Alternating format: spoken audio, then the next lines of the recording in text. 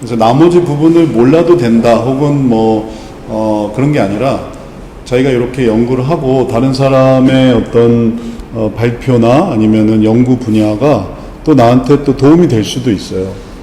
그걸 또 이렇게 같이 살펴볼 거니까. 그러니까 일단 내가 좀 초점을 맞추는 부분은 어떤 거다라는 거죠. 다른 부분은 이제 정보로 받으면 되니까. 자, 그래서 이제 예를 들면 유소년 상담에 대해서도 문제 인식을 해야 되고 원인 이해를 하고 방법 적용을 하고 변화 형성을 하고, 청소년 상담에 대해서 관심이 있으면은 문제 인식, 원인 이해, 방법 적용, 변화 형성. 청년 상담에 대해서 역시, 그러니까 똑같은 하나님의 뜻이라고 해도 청년 상담으로서의 하나님의 뜻인지 아니면 청소년 상담에 대한 하나님의 뜻인지, 이게 내용이 완전히 다른 거예요. 처음에 얘기할 때 우리가 하나님의 뜻을 생각한다라고 했을 때 했던 개념은 뭐냐면은 하나님에게 경륜이 있고 섭리가 있고 계명이 있고 계시가 있다.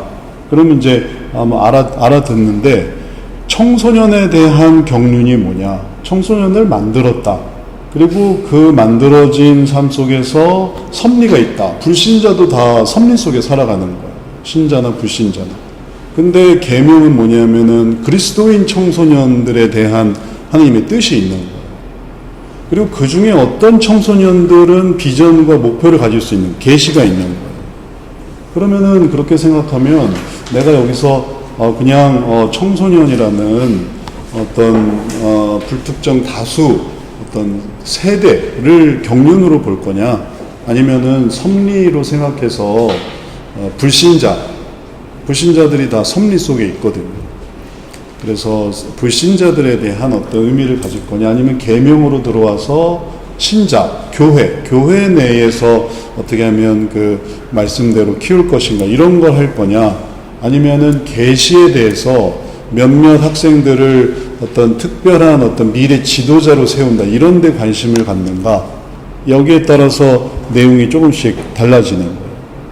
그게 다른 분야에도 다 마찬가지고, 유소년도 그걸 단순히 경륜으로 볼 건지 아니면은 섭리로 볼 건지 아니면은 계명으로 볼 건지 계시로 볼 건지, 그럼 되게 명확해지는 거죠. 어느 분야로도 괜찮아요. 경륜으로 봐서 유소년, 요즘 세대들의 어떤 이런 모습을 이렇게 생각할 수도 있고, 아니면은 내가 특별히 목표하는 어떤 저소득층 아이들이라든지, 아니면은 또 아주 목회자 자녀 PK들에 대한 어떤 하나님의 부르심이 있다, 이런 걸 생각을 할 건지, 아니면 그냥 교회 수준으로 생각할 건지, 이제 이런 것들을 의식하면 되겠어요. 그거는 가정도 마찬가지고. 그래서 항목은 동일한데 그들에 대한 하나님의 뜻, 영유아 상담에 대해서도 그들이 영유아인데 영유아로 지금 살아가고 있는데 여기에 대한 하나님의 뜻이 뭐냐, 이런 것들을 이렇게 정리해 보면 되겠어요. 그 다음에 개인적인 것들 이상으로, 그 다음에 또 연애 수준에서, 또 부부, 부모, 자녀에 대한 결혼 수준에서, 그 다음에 또 문제 상황에 대해서 위기의 결혼 위기 상황들, 이런 것들을 다 접목해서 전체적으로 문제 인식을 하고 원인 이해를 하고 변화 형성을 하는 그런 과정을 하게 되면, 요거를 어떻게 요 시기에서 어떻게 문제 인식을 할 것이냐, 어느 수준을 올라가는 거죠. 또 여기 이 수준에서 어떻게 올라갈 것이냐, 이제 이런 걸 보는 거예요. 거기서 이제 내가 상담으로 이제 이걸 이끌어 올리려고 하는 거죠. 문제를 해결하기 위해서. 뭐가 문제인데, 청소년들 시기에 뭐가 문제인데 내가 이거를 이렇게 하려고 한다, 이게 내 부르심이다, 이렇게 높이려고 하는 거예요. 일반적으로 이런데, 청년들이 이런데 내 부르심은 혹은 내 소망은 이거다, 작년에 대한 소망은 이걸 이렇게 끌어올리려고 하는 거다. 노년에 대한 소망도 그냥 뭐 요양병원에서 그냥 있게 하려는 게 아니라 그들을 어떤 내세 소망으로 확 이끌어 올릴 수 있는, 그러기 위한 어떤 프로그램, 그런 걸 해주는, 그 음악 치료 하시는 분들이 종종 이렇게 요양병원에 혹은 또 이제 양로원에 이렇게 가요. 그러면 어떤 일을 하냐면 이제 하는 얘기를 들어보면 노인분들 데리고 음악 치료를 하는, 음악 치료를 뭐 하냐면은 트로트 음악 치료를 하는 거야.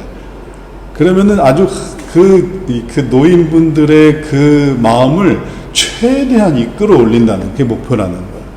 그리고 끝나고 나면 또 하고 싶다고, 너무 좋았다고, 그 어르신 특유의 그 흥이 넘치는 그런 걸 끌어올리는 거야. 그러니까 그렇게 하니까 이제 사람들이 이제 활력이 생기고 또 의미가 있고 그러는 거죠. 그래서 노인 상담을 어떻게 하면 이렇게 끌어올릴 것인가, 그냥 이제 뭐 죽기만을 바라는 그런 삶이 아니라 인생의 의미를 이렇게 통합할 수 있는, 그러니까 이게 이렇게 하려면 이게 과정이 있어야 돼요. 이렇게 해야 올릴 수 있지, 다짜고짜 이걸 올릴 수 있냐고요.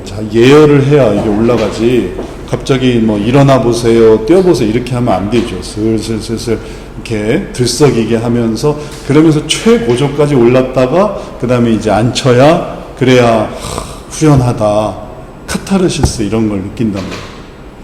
그러니까 상담도 이런 문제가 뭔지를 알고 그런 걸 하기 위해서 이런 개념이 필요하니까, 이런 걸 알 수 있도록 또 이런 어떤 부르심을 깨달을 수 있도록 지금 이제 이 단계에 따라서 하나하나 한 단계 한 단계 해보는 거예요. 그래서 거기에 대한 범용적인 문제인식, 원인 이해, 방법적인 변화 형성에 관한 내용을 지금 이제 진로 상담, 전문 상담가의 진로 상담이라는 부분으로 축약해서 한번 그 원형을 함께 보는 거예요. 아까도 말했지만 이걸 개별적으로 이렇게 확장하게 되면 한도 끝도 없어요. 이게 엄청 많아져요.